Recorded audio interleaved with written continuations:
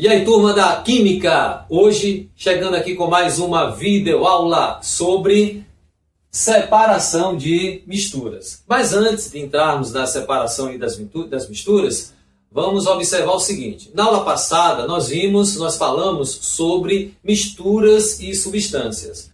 A questão das misturas e das substâncias. Então nós temos as substâncias simples e compostas. Nós temos as misturas homogêneas e heterogêneas. Então, o que é que caracteriza uma mistura homogênea? É que ela vai apresentar apenas um aspecto. Por exemplo, eu coloco sal e água. Quando eu observo aquela mistura, eu vou observar que eu não estou vendo o sal e a água. Eu vejo praticamente apenas a água. Por quê? Porque ele formou a mistura homogênea, ou seja, eu enxergo apenas um único aspecto. Porém, se eu colocar o óleo na água, o que é que vai acontecer?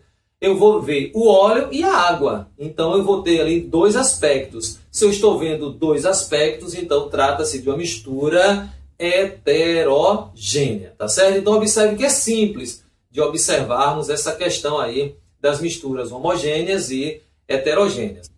Então, na imagem, vimos aí misturas, que temos aí as heterogêneas e homogêneas.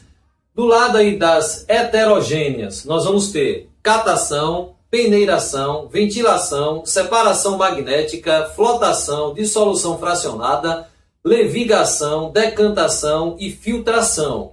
Já do lado aí das misturas homogêneas, nós vamos ter a destilação simples, destilação fracionada e extração.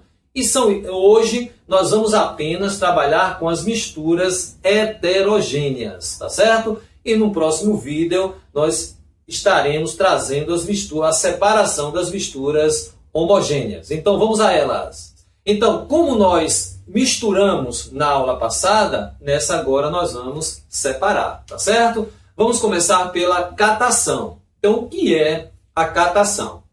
Bom, na catação, nós utilizamos as mãos, ou a mão, na realidade, né? Por exemplo, se você vai fazer uma coleta seletiva, você vai utilizar a mão para estar separando, né, cada objeto para ser colocado em cada recipiente, né? Então, você está utilizando uma catação. Se você tem um feijão, por exemplo, e junto dele tem uns grãozinhos de areia, você vai separar o feijão dos grãos de areia também, de areia, utilizando a catação, utilizando a mão, tá certo? Temos aí a peneiração. E o que é a peneiração? Com a peneiração, logicamente, nós utilizamos a peneira, não é verdade? Então, por exemplo, ela separa por diferença de tamanho, ok? Por exemplo, o pedreiro, o servente, ele vai fazer a massa para o pedreiro. Então, ele vai usar o quê? A peneira, para separar aqueles grãos maiores dos menores. Mesmo porque, se você deixar aqueles grãos maiores, a sua parede, por exemplo, se você for rebocar, você não vai ter o acabamento desejado. Então é preciso que antes de fazer a massa, a areia seja peneirada. Outra coisa também que nós utilizamos, que se utiliza muito a questão da peneira, é a farinha. Às vezes a farinha ela vem com grãos maiores, aí você tem que passar por uma peneira para que fique apenas aquela parte mais fina, para que seja ingerida pelo ser humano, tá bom? Temos também a ventilação. Bom, a ventilação ela é feita com auxílio de uma corrente de ar, né? Se faz por diferença de densidade, não por diferença de massa, ok? Então, o que é que a gente pode trazer aí sobre a ventilação? Vamos imaginar que você esteja torrando aí um amendoim e você vai ingerir. Logicamente, ele vai vir com aquela casca ainda.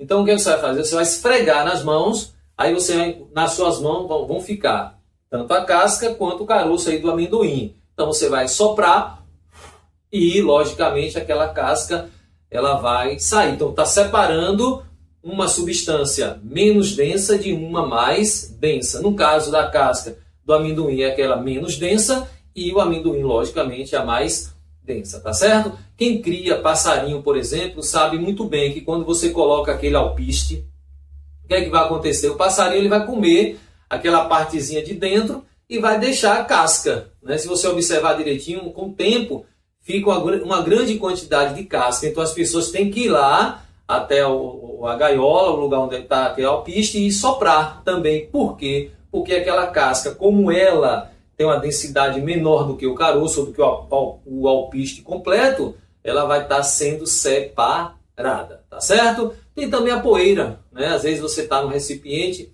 onde tem muita poeira, às vezes tá poeira, você sopra e aquela poeira ela vai. Por quê? Porque ela é menos densa, então ela consegue, você consegue separar esses dois materiais sólidos, tá ok?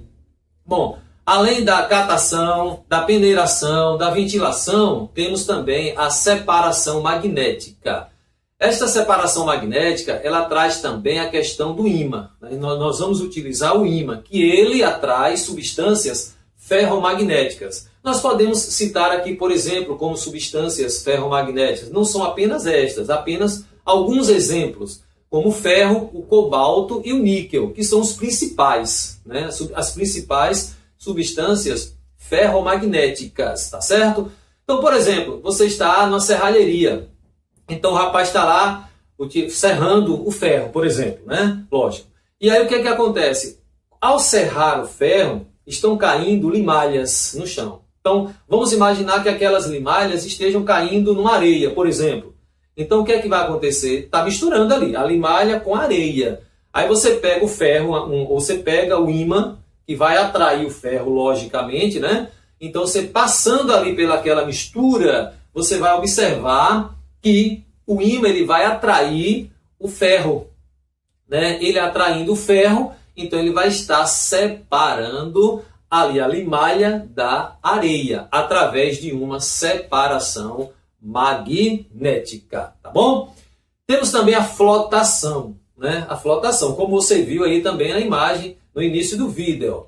A flotação, quando você lembra de flotação, vamos lembrar de flutuar. Então é algo que flutua. Então, por exemplo, nós estamos agora numa serraria. Vamos imaginar que estejamos agora em uma serraria. E, logicamente, se estamos numa serraria, lá teremos muita serragem, não é verdade? Imaginemos aí essa serragem misturada na areia, por exemplo, né? Aí o que é que a gente faz? Se eu pegar essa serragem misturada com areia e colocar num recipiente, e nesse recipiente colocar água, o que é que acontece?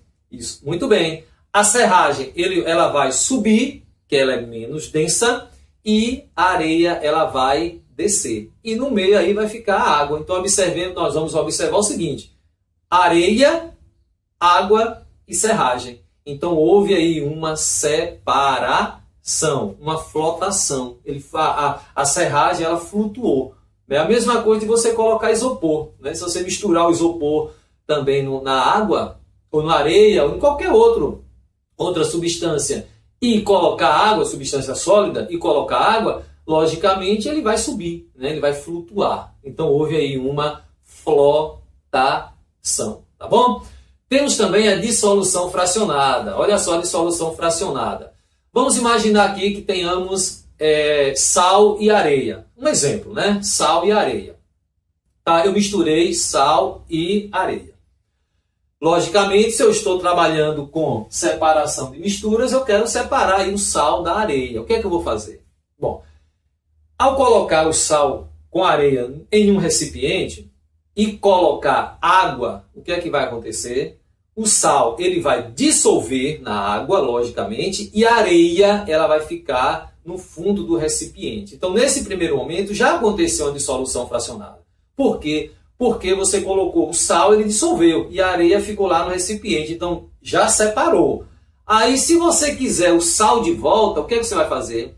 Você vai pegar, deixar aquela areia decantar, que a gente vai falar sobre a decantação daqui a pouquinho, ela vai ficar no fundo do recipiente, aí você despeja em outro. Quando a areia for chegando o momento da areia ir para outro recipiente, aí você tira, e naquele outro recipiente você vai encontrar apenas o sal e a água, porque a areia já ficou no recipiente anterior, tá certo? Aí o que você faz com aquele outro recipiente com sal e água? Você coloca ao sol, a água vai evaporar e no recipiente vai ficar apenas o sal, tá certo? Então mesmo o sal que estava misturado na areia ou em qualquer outra substância, você consegue separá-lo através aí da evaporação. Ele evapora, a água evapora e o sal fica no recipiente. Legal? Temos também a levigação, né, levigação, que é aqui, né, a levigação.